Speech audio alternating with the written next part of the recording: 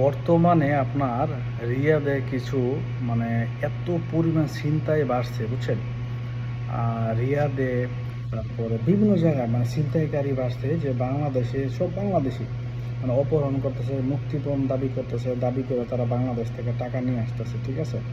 মানে এত একটা পরিমাণ মানে মানে সৌদি আরব এখন বাংলাদেশের মতো এসে, সৌদি আরবের আইন কানুন কঠিন, পুলিশ ধরতেছে, তারপরেও মানে অপরাধদের মধ্যে এখন বাংলাদেশ টপ টেনে আয় করতেছে, এক নম্বর আইসা করতেছে। আগে ছিল পাকিস্তানিরা, এখন বাংলাদেশের আইসা করতেছে। যারাই আসবেন, যদি ভাই ও বোনেরা আপনারা আমার ভিডিওটা দেখে দেখেন, আপনাদের খুব উপকার। যদি কোনো সময় ট্যাক্সিতে যান, যে কোনো ট্যাক্সিতে সতর্ক থাকবেন, চোখ কান খোলা থাকবেন, রাস্তাঘাট চিনেন কিনা এটা রাখবেন, লোকেশনটা রাখবেন, যার কাছে যাইতেছেন তার একটা ফোন দিয়ে রাখবেন। নাহলে কিন্তু দেখা গেছে কি দূরের যে লং পথগুলো, মনে করেন যে দামাম থেকে মদিনা বা জুবাইল থেকে দাম্মাম, রিয়াদ থেকে দাম্মাম, রিয়াদ থেকে জুবাই, এরকম যে তাবুক, ঠিক আছে, এইসব যে এলাকাগুলো, এইসব এলাকার লং রুটে যে গাড়িগুলো যায়, ঠিক আছে, আপনাদের ট্যাক্সি ভাড়া করে নিয়ে যান, আপনারা মাঝপথে নিয়ে চিন্তা করে সব রাখা দিব। আবার এমনও আছে যে আপনারা নিয়ে মাঝখানে নিয়ে মুক্তিপণ হাত পা বাইন্দা, ওদের একটা চক্রই আছে বাংলাদেশি এখন যারা সিন্ডিকেট বাইরেছে সৌদি আরবে, ওদের একটা চক্রই আছে, ঠিক আছে। তো ইদানিং অনেক কিছু দেখেছি, এর জন্য সতর্কতা করার জন্য আপনার আমি এই ভিডিওটা বানাইতেছি। অনেক চক্র বাড়িয়েছে, ঠিক আছে। কালকেও দেখলাম একটা পোস্টে, বিভিন্ন গ্রুপ আছে সৌদি আরবের, বিভিন্ন গ্রুপ আছে।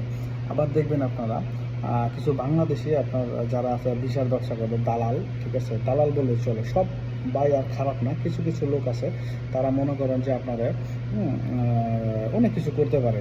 মনে করেন আকামা নিয়ে আপনার একটা আকামা দেওয়া 3-4টা সিম তুলে, তারপরে ব্যাঙ্ক অ্যাকাউন্ট খুলে, তারপর আপনার আকামা দেওয়া অ্যাকাউন্ট আল্লাহ দিতে বা বিভিন্ন অ্যাকাউন্ট খুলে ওইখান থেকে অনলাইনে অর্ডার করে না, বাকি তো প্রোডাক্ট কিনে, অনলাইনে বাকি তো প্রোডাক্ট কেনা যায়, মাসে মাসে পে করা যায়।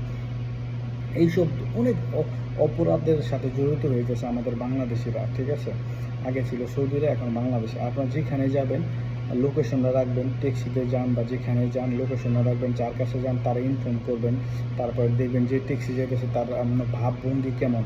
একটা ট্যাক্সির মধ্যে যদি আপনি যখন উঠেন তখন দেখবেন তার ভাবভঙ্গিটাই কিন্তু অন্যরকম।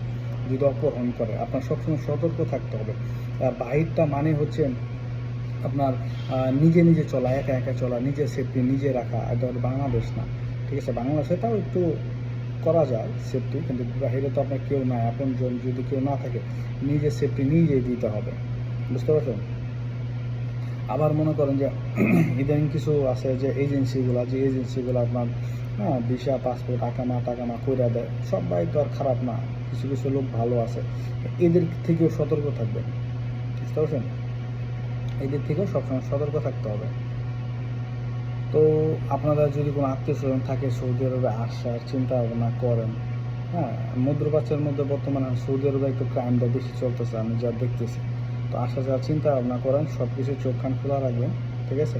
ভালো থাকবেন, সুস্থ থাকবেন, খোদা হাফেজ।